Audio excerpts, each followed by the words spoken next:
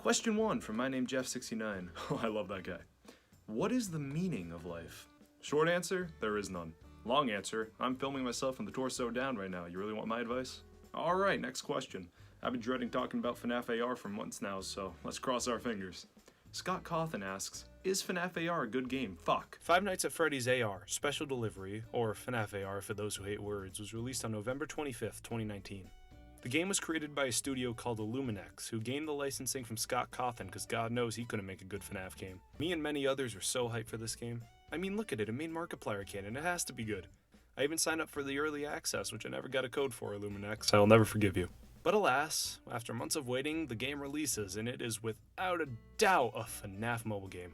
Listen, I love this game to death. It's the only mobile game I play, but God does it have issues. From the glitches, to the microtransactions, to the glitches, to the gameplay, to the glitches, and even some of the glitches. All of these issues hold this game back from being one of the greatest mobile games of all time. Mostly the glitches, though. Speaking of glitches, to start off, we will talk about, that's right, you guessed it, the lore. I don't even know who Orange Guy is.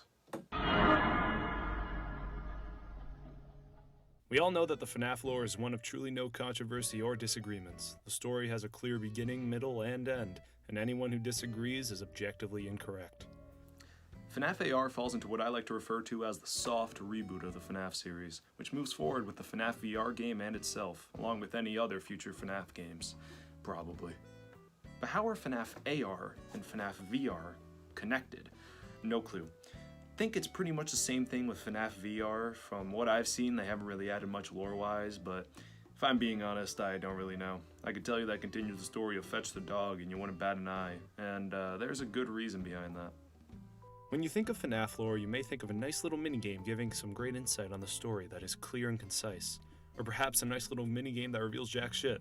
Or if you're lucky, a good cutscene here and there. Connection terminated. Maybe if you want to step outside the box, how about a locked box? Yeah, that'll be good. What does FNAF AR bring to the table? Oh, thank God, I was worried there wouldn't be reading in this game. This is lazy. I understand that a mobile game can't really go all out with the lore, but they can for sure do more than a few paragraphs telling us what is happening. Maybe a voice line for each new animatronic unlock, very similar to the hidden tapes in FNAF VR. The issues with these emails is that no one gives the time to actually read them. Once people see a few emails saying welcome to the game, then they will immediately see it as something they don't need to pay attention to. It is simply a place to learn some tips or tricks here and there, not to delve into the story. I may be asking for too much, but in my opinion, FNAF AR didn't give us enough. Either go all out with the lore you want to tell and actually integrate it within the game, or don't put it in at all. That was merely just a nitpick though. It isn't that big of a deal to have some not so great lore if the gameplay is great. Oh yeah! Kinda sucks. Okay, in all seriousness, the gameplay is the best part of the game. Shocking, I know. But a lot of games, mobile games in particular, don't make the gameplay the priority, rather focusing on microtransactions, and trust me, we will get there later. This is where the AR part of the title comes in. In order to play the game, you use your camera. Willingly giving my information to a company has never been so much fun. It simply breaks down to this. Look through your phone at your real-life room until you see static on your screen. Stare at it. Move when it moves. If an animatronic haywires, aka stands there and shakes, look away. They falsely charge when you can only see their eyes. Don't do anything. Once they decloak and they're running at you as if they're Foxy, oh hey Foxy, you shock them and win. With each animatronic you beat, you have a chance of receiving a few different prizes, the most common being parts, remnant, which does nothing, or mods. The rarer prizes are CPUs or plush suits, which can be used in the workshop. For example, you're fighting Freddy. You win and receive both his plush suit and CPU. You get lucky. You are now able to put these parts onto an empty endoskeleton. The plush suit simply just acting as cosmetic, while the CPU makes the character act as the corresponding animatronic. This brings us to the friends aspect of the game, allowing you to send animatronics to your friends. Let's say my name Jeff69 doesn't have a Freddy plush suit. Well, then I just send him the animatronic, he fights it, and then has a chance of receiving that suit. Keyword being chance. And here's the thing, no one knows how the odds of receiving rare items work. The most agreed upon method is to have a higher streak. Streaks are gained by defeating animatronics back to back with no deaths. So if my name Jeff69 defeats Freddy with a streak of 10, that's 5. 10, he has a higher chance of getting a suit, rather than fighting him at a streak of 3. While for the most part I see this to be the case, no one really knows. Now, as time has gone on, the game has of course been updated steadily, with new characters or skins coming at least every month. With those new characters comes new gimmicks, for the most part. Stuff like stare when eye white, look away when red, put on a mask when toys go brr. When Mangle appears, pray to the false god, cause it's like playing a whole new fucking game. These new additions to the game do add a lot of depth, but Illumix has decided to do something that throws a lot of these great additions out the window. Rather than adding a character and keeping them there for a while, they instead decided to make them only available for what is mostly a week. This makes it so players who either aren't able to play at the time or just didn't have the game completely unable to play against those characters. This is specifically speaking for people who don't go on subreddits and trade. While the whole trading thing does fix the problem, not everyone is able to use it, including myself. It was only a few months ago when I found out you could go online and just trade with anyone. But hey, I get it. Lumix wants to release characters that are actually exclusive. They need those sales. They just put a new character in and said, hey, they're here for good, and then just bring them back in a few months, then no one will buy the character. That would be an awful decision. That would leave both parties of people who either bought the character originally thinking it wouldn't come back again, and the people who never bought it realizing that they don't need to buy anything. Right? That would just be ridiculous. An awful, awful decision. They did exactly that. The first character to come back after being a Christmas exclusive was Freddy, who they randomly returned a few months later.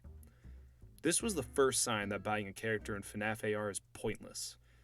When a new character comes out, they always come along with a little icon on the map of the game.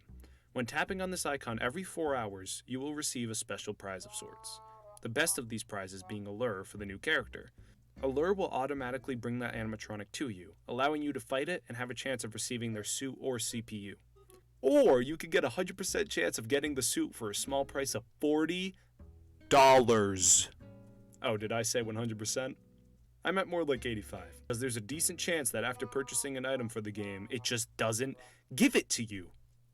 There have been multiple reports where people purchase items and just don't receive them.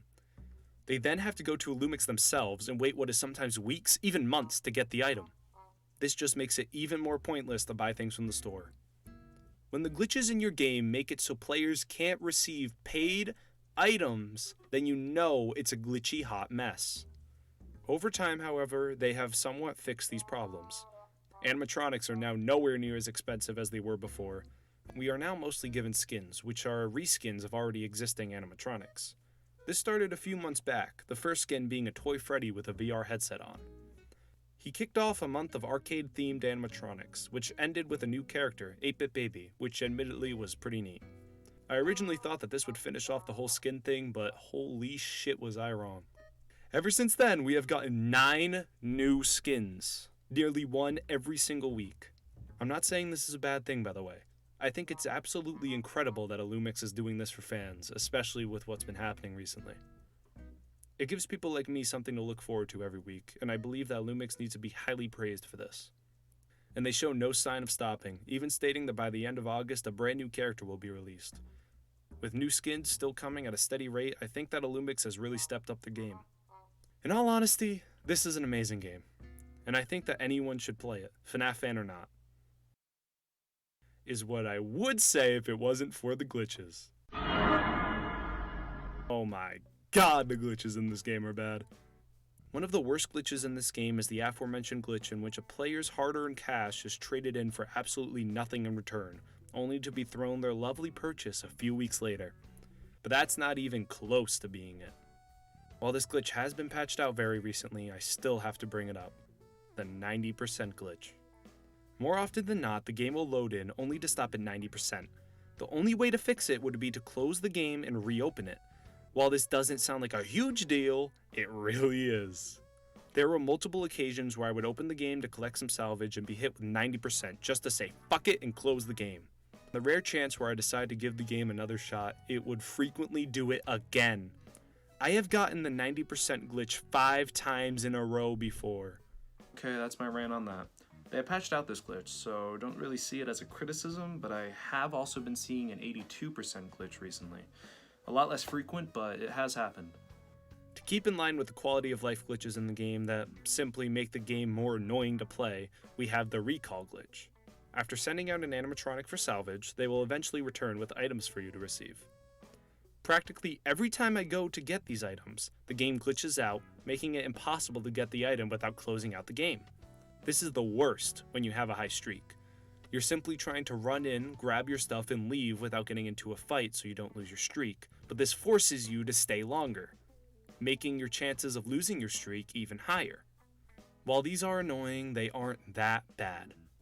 We now have to deal with the game-breaking glitches, all of which take place through the main game of fighting animatronics in AR mode. AR is still a very early concept that has yet to be fully developed to its fullest form. While it's pretty good as of now, it still has its kinks, and that just has to be expected with AR games like this. But I have never seen glitches to this degree in any other AR game. I was of course part of the Pokemon Go craze a few years back, and while that game was a glitchy mess, none of them would break the fundamental base of the game.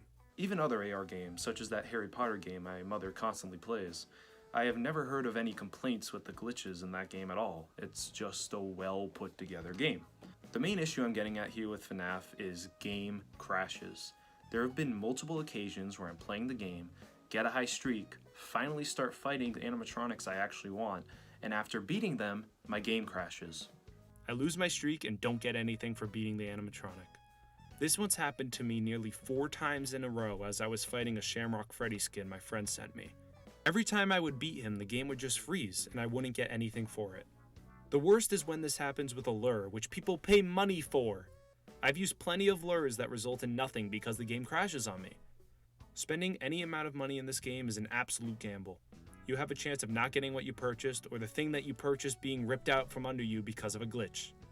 Another glitch is the lock screen glitch, where you quickly spin around from an animatronic as they haywire, and they lock onto your screen, turning with you, resulting in a loss. When glitches break the fundamental aspect of the game like these ones do, it becomes a serious issue. I haven't even mentioned all of them. I am going to leave the FNAF AR subreddit in the description. Scroll through that for a few minutes and you will find so many more. Okay, listen. I understand that this video seems pretty negative, but I in no way hate this game. In all honesty, I love this game, but that's a subjective opinion of mine. Of course I'm going to love a mobile FNAF game when I love FNAF as a whole. I stole this box from Target. I love like 3 of the games, I like one of the books, and I hate the lore. Do I think this game is objectively bad? I mean, sorta. It's better than most other mobile games, but it has way too many issues to be considered great. So I'll just call it okay. It's an okay game. It's not for everyone. If you're not into FNAF, don't even bother. It won't offer much of anything to you, at least now. But that's just the thing. It's for FNAF fans. We're willing to deal with these flaws just because we love the series. We will find the good side of literally anything if it has FNAF's logo slapped on it. Unless you're Funko, they don't count. So, is FNAF AR any good? Yeah, it's pretty alright, I guess. I mean, more than anything, I'm just really excited for the future of this game.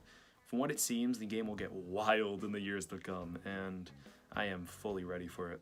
Hell, I might just make a follow-up video in the future. But until then, I'm just gonna sit right here and hopefully never talk about FNAF again. Speaking of which, let's see what the next question is. From Scott Cawthon, is FNAF VR good? Fuck.